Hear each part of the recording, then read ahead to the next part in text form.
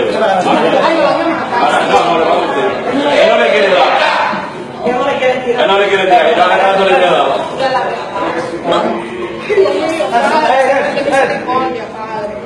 Revuelve,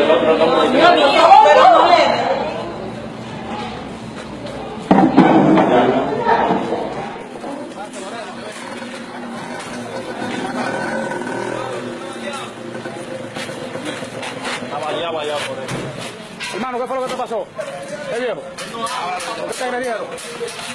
Hermano, ¿por qué la policía militar le trae aquí el cementado?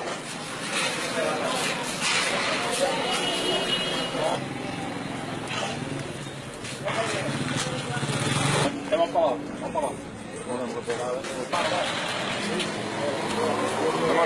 Hermano, ¿qué nos puede decir con respecto? O sea, te agredieron los miembros militares. ¿Por qué te agredieron? ¿La agresión por qué? ¿No se habla español? ¿Cuál es el nombre tuyo? ¿Qué viejo? ¿Por qué intentaste agredir a los miembros militares con un machete?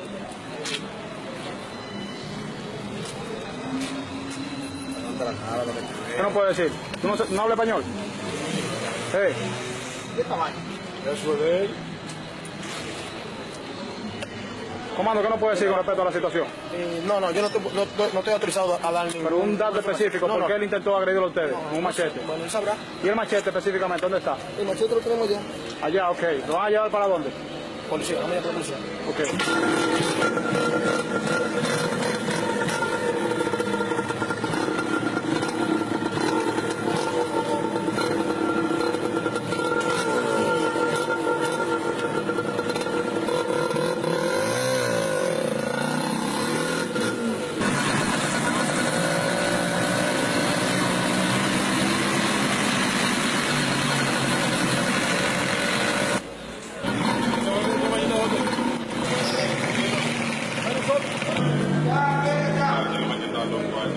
El galo que le voy a hacer a usted, Domingo.